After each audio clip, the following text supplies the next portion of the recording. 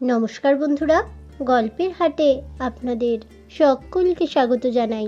বন্ধুরা, গল্পের হাটে আমার আজকের নিবেদন বিশ্বকবি রবীন্দ্রনাথ ঠাকুরের রচিত ছোট গল্প উদ্ধার। গল্পটি শুনে ভালো লাগলে অবশ্যই ভিডিওটি লাইক, কমেন্ট, শেয়ার আর আমার চ্যানেলটিকে সাবস্ক্রাইব করে দেবেন। তাহলে চলুন বন্ধুরা, গল্পটি শুরু করা যাক। গল্প পাঠে আমি বৈশালী, আর আপনারা শুনছেন আজকের গল্প উদ্ধার। গৌরী প্রাচীন ধনী বংশের পরম আদরে পালিতা সুন্দরী কন্যা। স্বামী পরেশ হীনাবস্থা হইতে সম্প্রতি নিজের উপার্জনে কিঞ্চিত অবস্থার উন্নতি করিয়াছে। যতদিন তাহার দৈন্য ছিল ততদিন কন্যার কষ্ট হইবে ভয়ে শ্বশুর শাশুড়ি স্ত্রীকে তাহার বাড়িতে পাঠান নাই। গৌরী বেশ একটু বয়স্কা হইয়াই পতিগৃহে আসিয়াছিল। বোধ করি এই সকল কারণেই পরেশ সুন্দরী যুবতী স্ত্রীকে সম্পূর্ণ নিজের আয়ত্তগম্য বলিয়া বোধ করিতেন না, এবং বোধ করি সন্দিগ্ধ স্বভাব তাহার একটা ব্যাধির মধ্যে। পরেশ পশ্চিমে একটি ক্ষুদ্র শহরে ওকালতি করিতেন। ঘরে আত্মীয় স্বজন বড় কেহ ছিল না। একাকিনী স্ত্রীর জন্য তাহার চিত্ত উদ্বিগ্ন হইয়া থাকিত। মাঝে মাঝে এক একদিন হঠাৎ অসময়ে তিনি আদালত হইতে বাড়িতে আসিয়া উপস্থিত হইতেন। প্রথম প্রথম স্বামীর এইরূপ আকস্মিক অভ্যুদয়ের কারণ গৌরী ঠিক বুঝিতে পারিত না। মাঝে মাঝে অকারণ পরেশ এক একটা করিয়া চাকর ছাড়াইয়া দিতে লাগিলেন।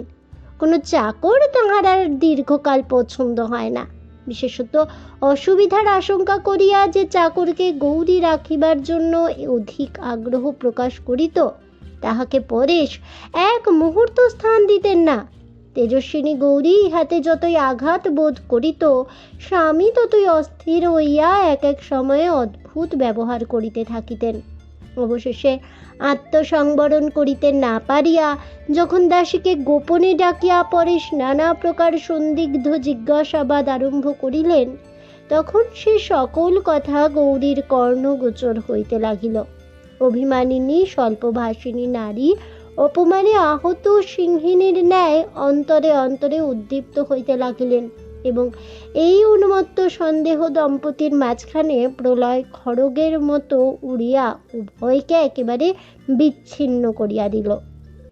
গৌরীর কাছে তাহার তীব্র সন্দেহ প্রকাশ পাইয়া যখন একবার লজ্জা ভাঙিয়া গেল, তখন পরে স্পষ্টতই প্রতিদিন পদে পদে আশঙ্কা ব্যক্ত করিয়া স্ত্রীর সহিত কলহ করিতে আরম্ভ করিল, এবং গৌরী যতই নিরুত্তর অবজ্ঞা এবং কষাঘাতের ন্যায় তীক্ষ্ণ কটাক্ষ দ্বারা তাহাকে আপাদমস্তক যেন ক্ষতবিক্ষত করিতে লাগিল, ততই তাহার সংশয় মত্ততা আরও যেন বাড়িবার দিকে চলিল। এইরূপ স্বামী সুখ হইতে প্রতিহত হইয়া পুত্রহীনা তরুণী ধর্মে মন দিল। হরিসভার নবীন প্রচারক ব্রহ্মচারী পরমানন্দ স্বামীকে ডাকিয়া মন্ত্র লইল এবং তাহার নিকট ভাগবতের ব্যাখ্যা শুনিতে আরম্ভ করিল। নারী হৃদয়ের সমস্ত ব্যর্থ স্নেহ প্রেম কেবল ভক্তি আকারে পুঞ্জীভূত হইয়া গুরুদেবের পদতলে সমর্পিত হইল। পরমানন্দের সাধু চরিত্র সম্বন্ধে দেশে বিদেশে কাহারও মনে সংশয় মাত্র ছিল না। সকলে তাহাকে পূজা করিত। পরে সিংহার সম্বন্ধে মুখ ফুটিয়া সংশয় প্রকাশ করিতে পারিতেন না বলিয়াই তাহা গুপ্ত ক্ষতের মতো ক্রমশ তাহার মর্মের নিকট পর্যন্ত খনন করিয়া চলিয়াছিল। একদিন সামান্য কারণে বিষ উদ্গিরিত হইয়া পড়িল। স্ত্রীর কাছে পরমানন্দকে উল্লেখ করিয়া দুশ্চরিত্র ভণ্ড বলিয়া গালি দিলেন এবং কহিলেন, তোমার শালগ্রাম স্পর্শ করিতে শপথপূর্বক বলো দেখি, সেই বক ধার্মিককে তুমি মনে মনে ভালোবাসো না? দলিত ভনিনীর ন্যায় মুহূর্তের মধ্যেই উদগ্র হইয়া মিথ্যা স্পর্ধা দ্বারা স্বামীকে বিদ্ধ করিয়া গৌরী রুদ্ধ কণ্ঠে কহিল, ভালোবাসি, তুমি কি করিতে চাও করো। পরেশ তৎক্ষণাৎ ঘরে তালা চাবি লাগাইয়া তাহাকে রুদ্ধ করিয়া আদালতে চলিয়া গেল। অসহ্য রোষে গৌরী কোনো মতে দ্বার উন্মোচন করাইয়া তৎক্ষণাৎ বাড়ি হইতে বাহির হইয়া গেল। পরমানন্দ নিভৃত ঘরে জনহীন মধ্যাহ্নে শাস্ত্রপাঠ করিতেছিলেন। হঠাৎ অমেঘ বাহিনী বিদ্যুল্লতার মতো গৌরী ব্রহ্মচারীর শাস্ত্রায়ধ্যনের মাঝখানে আসিয়া ভাঙিয়া পড়িল। গুরু কহিলেন, এ কি? শিষ্য কহিল, গুরুদেব, অপমানিত সংসার হইতে আমাকে উদ্ধার করিয়া লইয়া চলো, তোমার সেবাব্রতে আমি জীবন উৎসর্গ করিব। পরমানন্দ কঠোর ভর্ৎসনা করিয়া গৌরীকে গৃহে ফিরিয়া পাঠাইলেন।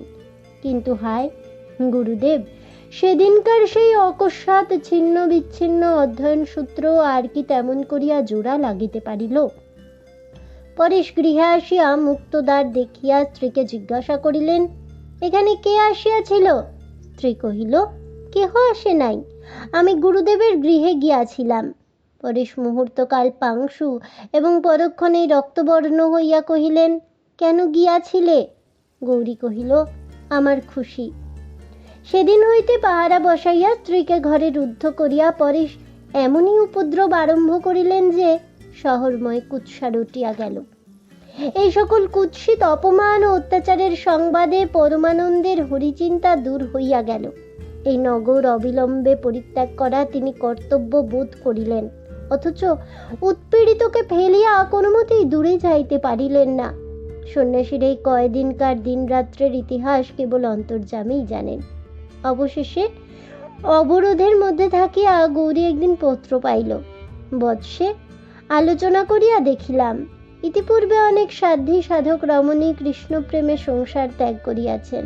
যদি সংসারের অত্যাচারে হরিপাদপদ্ম হইতে তোমার চিত্ত বিক্ষিপ্ত হইয়া থাকে, তবে জানাইলে ভগবানের সহায়তায় তাহার সেবিকাকে উদ্ধার করিয়া প্রভুর অভয় পদার বিন্দে উৎসর্গ করিতে প্রয়াসী হইব।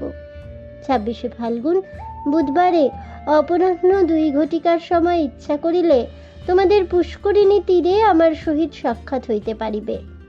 গৌরী পত্রখানি কেশে বাঁধিয়া খোপার মধ্যে ঢাকিয়া রাখিল। 26শে ফাল্গুন মধ্যাহ্নে স্নানের পূর্বে চুল খুলিবার সময় দেখিল চিঠিখানি নাই। হঠাৎ সন্দেহ হইল, হয়তো চিঠিখানি কখন বিছানায় স্খলিত হইয়া পড়িয়াছে এবং তাহার স্বামীর হস্তগত হইয়াছে। স্বামী সে পত্রপাঠে ঈর্ষায় দগ্ধ হইতেছে মনে করিয়া গৌরী মনে মনে এক প্রকার জ্বালাময় আনন্দ অনুভব করিল। কিন্তু তাহার শিরভূষণ পত্রখানি পাষণ্ড হস্তস্পর্শে লাঞ্ছিত হইতেছে, এ কল্পনাও তাহার সহ্য হইল না। দ্রুত পদে স্বামী গৃহে গেল। দেখিল স্বামী ভূতলে পড়িয়া গোঁ গোঁ করিতেছে, মুখ দিয়া ফেনা পড়িতেছে, চক্ষু তারকা কপালে উঠিয়াছে। দক্ষিণ বদ্ধ মুষ্টি হইতে পত্রখানি ছাড়াইয়া লইয়া তাড়াতাড়ি ডাক্তার ডাকিয়া পাঠাইল।